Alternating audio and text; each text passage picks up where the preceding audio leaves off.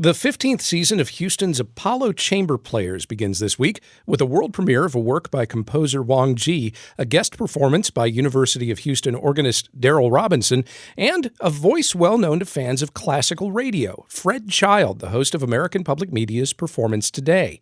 Ahead of the concert, Houston Matters' Joshua Zinn spoke with Child, Jie, and Apollo's Matt Detrick about the premiere.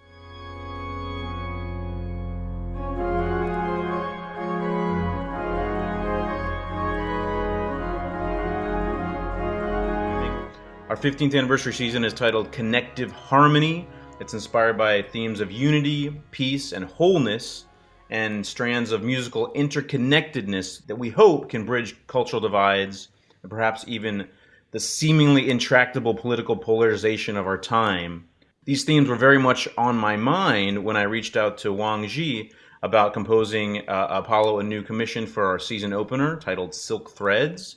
And from our conversations and brainstorming sessions, a rather unique idea emerged for a commission for string quartet and organ. Yeah, and Jie, I'd love to know a little bit more about this piece, which is called The Night When You See Again. What was the inspiration behind this new work? So this piece, I've been pregnant with the piece for a long time, and I just had it in my body, and my body is my instrument.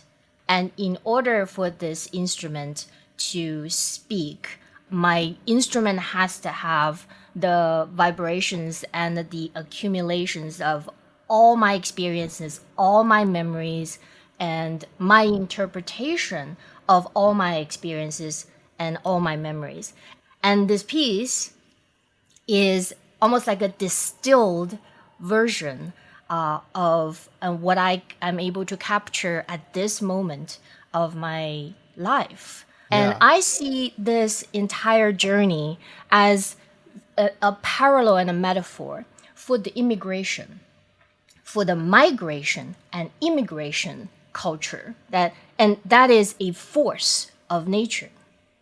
Our species, we're always migrating from one place to another, one place to another, to seek better opportunities and to better our life. And so there's all these migration that happens all the time in nature and in our civilization that might or might not meet our eyes.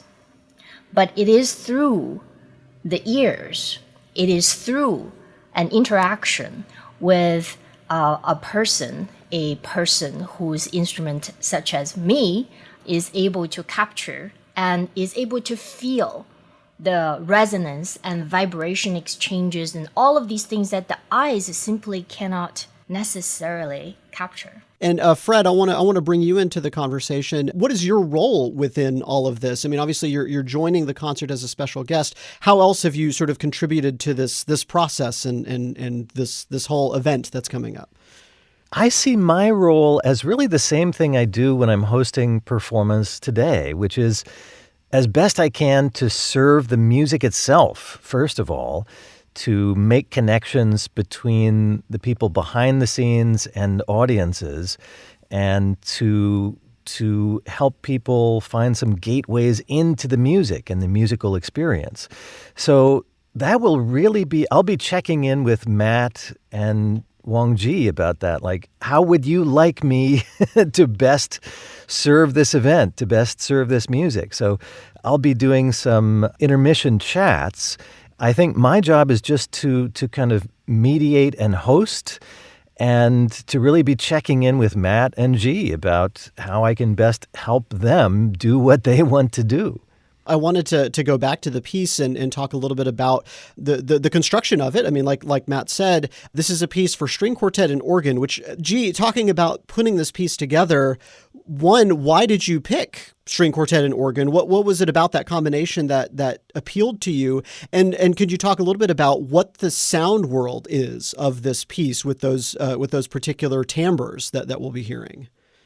So first of all, I'm an organist. And so I'm biased to love the pipe organ no matter what. So, organ is such an orchestral instrument. And I write a lot of symphonic music, so it comes very naturally for me. And but string quartet is also a very established ensemble force. String quartet in itself, string quartet can sound almost as big as an orchestra as well. Sometimes it could also sound as full and rich as a entire a cappella chorus. So if we were to reimagine this combination, the string instruments are not fretted, which means they can really play any notes that is available, right? In Indian classical music, for example, they have 22 or 20 plus notes in an octave, and the string players can explore that to the ends of the world. But pipe organ is a harmonic instrument. It's an orchestra, but triggered by keyboard skills and the feet. So for an organ, which is all set pitches, it's a 12-note instrument that you can't really alter. And so the sound world of my piece explores a little bit of that dynamic. But it's in a sense that I think it still leaves a lot of question in the air. What does it mean to go just off the pitch a little bit, but then all of the flavor of the note gets released, almost like the fragrance and the perfume, and then these notes, and they are so ready to be heard in all kinds of ways, just a little bit around them, just a little bit of context, and the context is the pipe organ. Fred, when you're doing a show like Performance Today, when you're considering pieces of music and you're thinking about how to talk about them, what is it that interests you about them? What are the things that you kind of pick up on or think about when you're thinking, what do I want to say about this piece, or what do I want to learn about this particular piece of music? For me, it really starts with the sound of the piece. It's one thing to write a piece of music, and it's another thing to write about a piece of music. And composers often write program notes or have things to say about a piece that sometimes it's almost like you have to know something about the composer's intention to get it, that it doesn't all come from the sound. And I'm really drawn in by pieces where the sound itself pulls me in.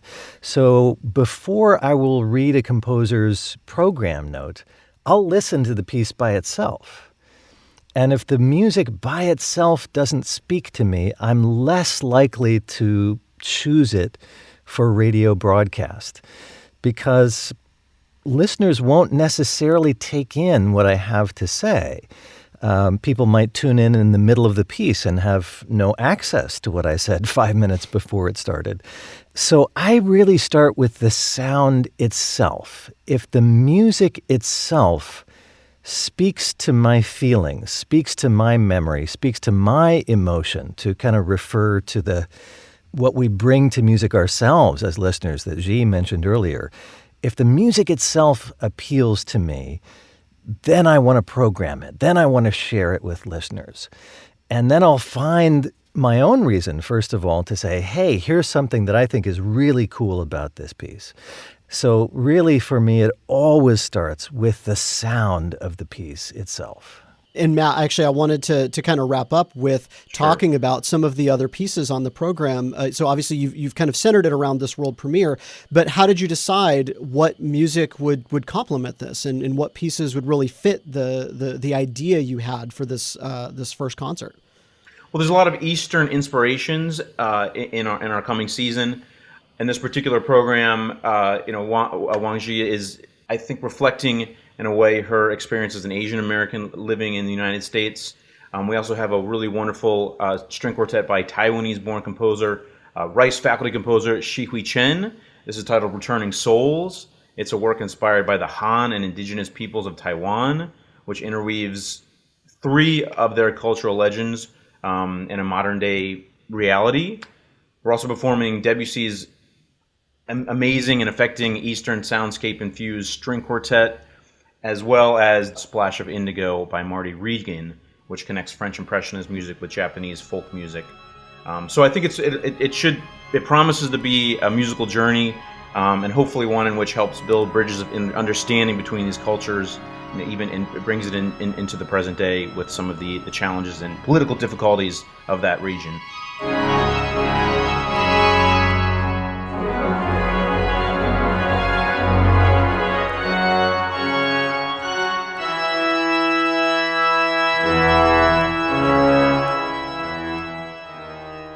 The Apollo Chamber Players Matt Detrick, composer Wang Jie, and Performance Today's Fred Child, they all spoke with Houston Matters' Joshua Zinn. Performances of Silk Threads take place Friday night at 7:30 at the University of Houston Clear Lake and Saturday night at 7:30 at Rice University. And that will do it for today's show. The Houston Matters team includes Michael Haggerty, Joshua Zinn, Troy Schultz, and William Menjivar. Jared Carroll's our technical director.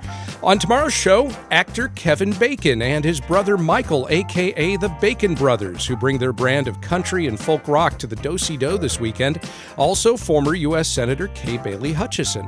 I'm Craig Cohen. Join us tomorrow for those and other Houston Matters.